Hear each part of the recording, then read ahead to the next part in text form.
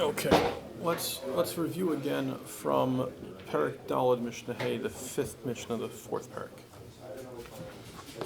Shlosha ivius b'yayim, 3 times of the day, which are b'shachar u'b'chatzos b'mincha, in the morning, midday, and afternoon.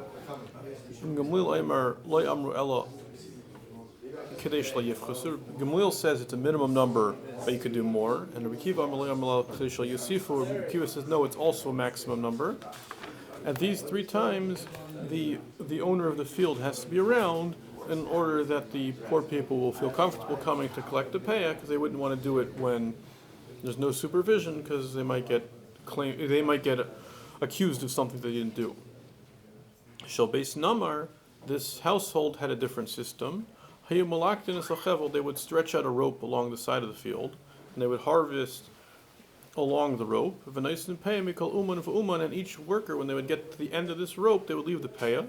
So this way, when the aniyim would walk by, they'd be able to see how much longer it is till this field's going to have peah in it. Fine. Mishnah Gimel. If someone was not Jewish, they harvest their field, and afterwards they became a ger. Since leket, shecha, and peah are only obligations on Jews, non-Jews are not obligated. So since at the time of the harvest he wasn't obligated, he's not obligated. Yehuda says, no, mechayev b'shekha. Shekha, he would be obligated in, shein shechel b'shasa oimer. Shekha, the things he forgets in the field, are not part of the harvest.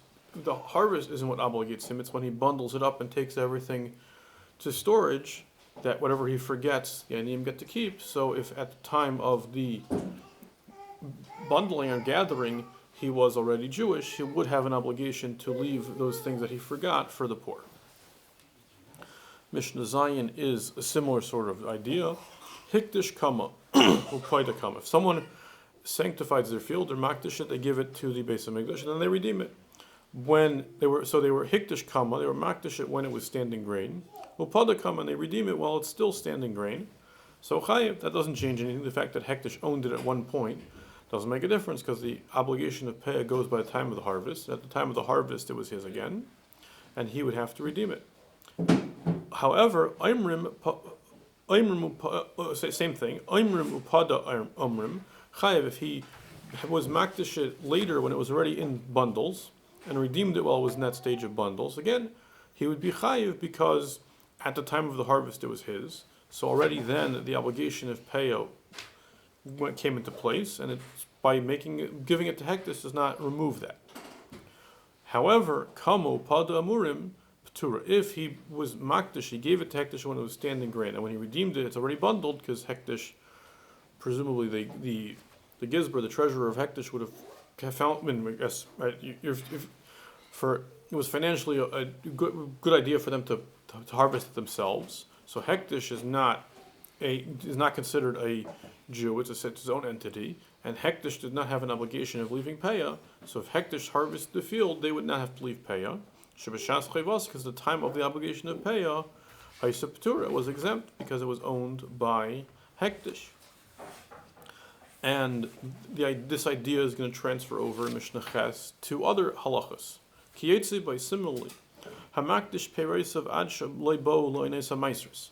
If someone is makdish his fruits, he makes his field hekdesh before the fruit grows to the stage that it will be obligated in meiser, upadan, and then he redeems it again before it reaches that stage. So then chayavin. So then, since the obligation came when it was back in the original owner's possession, he would be obligated in meiser.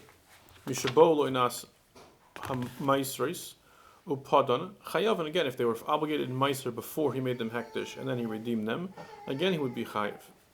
However, hekdishan ad shalei nigmar, if a gomer and a gizbar, if he used makdish them before they were finished, and the treasurer of hekdesh finished them, and then he redeemed them, similarly to peah, he'd be paturin over here, he'd be exempt from meiser, shebeshas chayvaz, because the time when they became at the stage that they would be obligated in meiser, they were patur because they were not owned by an individual Jew. Instead, they were owned by the institution of Hekdesh.